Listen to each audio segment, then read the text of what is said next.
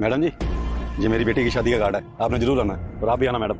अच्छा जी, बेटी की शादी कर रहे हो? वैसे है तुम्हारे पास इतने पैसे कि तुम बेटी की शादी कर सको? तुम्हें पता तो है ना, अगर छोटी सी भी शादी करने चलते हैं ना तो भी 5-7 लाख खर्च हो जाते हैं। मैडम जी, कहाँ है मेरे पास इतने पैसे?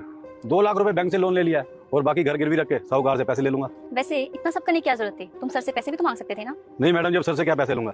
जब मैंने घर बनवाया था तभी मैंने सर से पैसे लिए थे और बार बार पैसे मांगना अच्छा थोड़ी लगता है। अरे अंकल जी, जब पैसे नहीं है तो बाद में करवा लेना शादी, क्यों घर बेच के मुसीबत मोल ले रहे हो? मेम साहब, बेटी के लिए रिश्ता है और बहुत ही अच्छा रिश्ता है। आप तो जानती है आजकल अच्छे रिश्ते आते कहाँ से हैं। वैसे हिम्मत तो है तुम्हारे अंदर, पैसे ना होते हुए भी तुम अपनी बेटी की शादी कर रहे हो। एक बात बताओ, तुमने हमें कार्ड तो दे दिया, लेकिन अगर हम तुम्हारी बेटी की शादी में आते हैं तो हमें खिला भी पाओगे? हमारी खातिरदारी कर पाओगे तुम? मैडम जी, आप एक बार शादी में आना जरूर, जितना है ना उससे ज्यादा अच्छा करने की कोशिश करूंगा। और वैसे भी हमारे यहाँ पर कहावत है, अतिथि देवो भव। वैसे निधि, इन गरीब लोगों के लिए कितना डिफिकल्ट होता होगा ना एक छोटी सी भी शादी करना। बताओ, शादी के लिए घर ही गिरवी रख दिया अपना। वैसे अंकल जी, एक बात बताओ, आपके अपना घर तो गिरवी रख दिया है, लेकिन अगर कर्जा नहीं चुका पाए तो रहोगे कहाँ पे? घर तो आपने बेच दिया अपना। मैडम जी, तब की तो तब देखी जाएगी, अभी तो मेरी ये जिम्मेदारी है कि मैं अपनी बेटी के हाथ पीले करूँ। चलो, आपने कार्ड तो दे दिया है, अब तो हमारे ऊपर है, हम आए ना आए। चलें दीदी? हाँ, वैसे तो सही कह रही है मनीषा, अगर कार्ड दे दिया तो चल लेंगे 5 मिनट के लिए, कन्यादान दे आएंगे, थोड़े पैसे मिल जाएंगे अंकल को।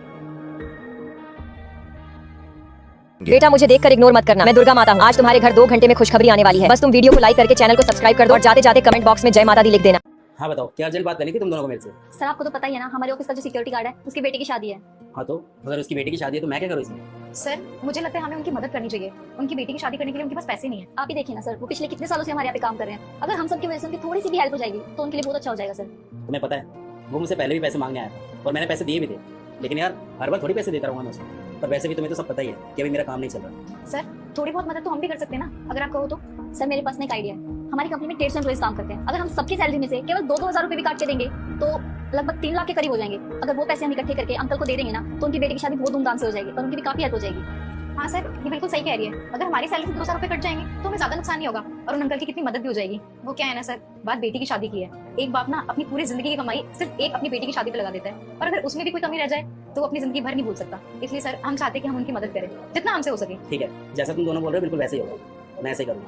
मैं तुम सबकी सैलरी में से ना 2-2 हजार रुपये काट के गार्ड अंकल को दे दूँगा, जिनसे उनकी मदद भी हो जाएगी।